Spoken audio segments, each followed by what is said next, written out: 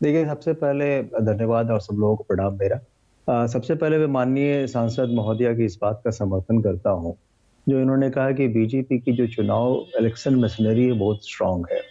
ये हम सब लोग महसूस करते हैं क्योंकि 365 दिन 24 घंटे पूरी की पूरी महकमा माननीय प्रधानमंत्री महोदय से लेके नीचे के लोग वो सिर्फ चुनावी मोड में ही रहते हैं। उनको ना देश से मतलब है, ना दुनिया से मतलब है, ना काम से मतलब है। सिर्फ और सिर्फ जो मतलब है वो है चुनाव से कि कैसे हर जगह चुनाव में हम जीते और अगर नहीं जीते तो फिर पीछे से कैसे आए। कई उदाहरण है, हमको देने की जरूरत नहीं है। ये बहुत स्पष्ट है। दूसरी बात जो आपने बात कही तो निश्चित रूप से आपने ये भी सही कहा कि हर प्रवक्ता अपना दावा करेंगे, लेकिन सर्वे जो आए हैं, जो आपने देखा है, हिमाचल में तो स्पष्ट रूप से वहाँ चुनाव हो चुका है। किसी को कोई संशय अब शायद ही रह गया हो कि कौन वहाँ आ रहा है, कौन नहीं आ रहा है। तीसरी बात जो सबसे महत्वपूर्ण ये है कि जो माननीय प्रधानमंत्री महोदय हमारे हैं, पहले ये बात थी कि उनके विरुद्ध में या उनके खिलाफ में कोई कहीं से कोई बात नहीं आती थी, खास करके उनके कार्यकर्ता के यहाँ से। लेकिन 68 में से 27 जगह आप भी जानते हैं मानक जी, एक बार हम भी बैठे थे इस बहस में आपके साथ, कि 27 लोग वहाँ खड़े हो गए थे उनके अपनी पार्टी के और माननीय प्रधानमंत्री के कहने पे भी नहीं बैठे।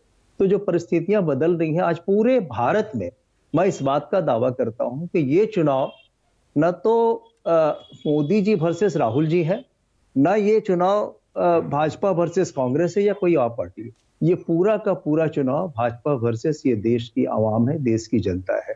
और जो निश्चित रूप से ये संदेश दे रही है कि 8 साल में जो परिस्थितियां बदली हैं, उन परिस्थितियों के खिलाफ में वोट पड़ रहा है और आगे भी वोट पड़ेगा।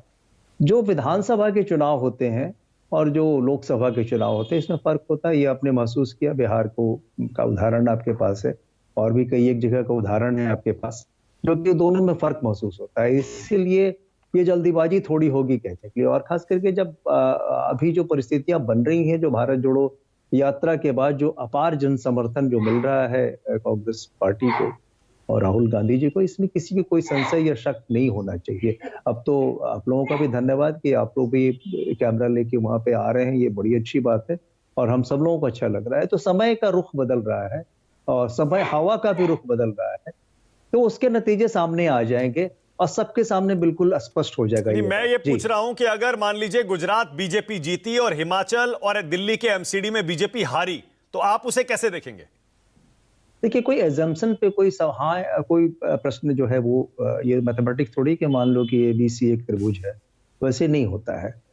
ये तो जनता तय करेगी और आप जानते हैं कि जनता का जो व्यवहार है, वो man can not be valueless. हम लोग इस बात को बहुत अच्छी तरह से जानते हैं। वो ड्राइंग रूम में क्या बात करता है और जो वोट देते समय क्या सोचता है, ये हम सब जानते हैं। वो हम लोगों ने कई चुनाव में ये देखा भी। तो जब नतीजे आएँगे तो फिर हम लोग बैठेंगे, इस पे चर्चा करेंगे और हम लोग यही देख रहे हैं कि पूरा चुनाव, इस 2 चुनाव से हम लोग नहीं आंक रहे हैं, ना ये एमसीडी के चुनाव से आंक रहे हैं।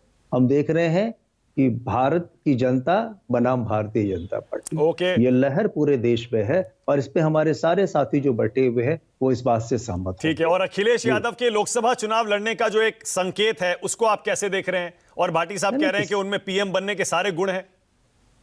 देखिए ऐसा है कि इसमें कहीं कोई दो मत नहीं है कि अखिलेश जी एक कद्दावर नेता हैं और उत्तर प्रदेश में उन्होंने बहुत बेहतर किया था अपने शासनकाल में भी और सांसद पहले भी थे, तो फिर दोबारा बनेंगे, तो उसमें कहीं कोई बड़ी बात नहीं है।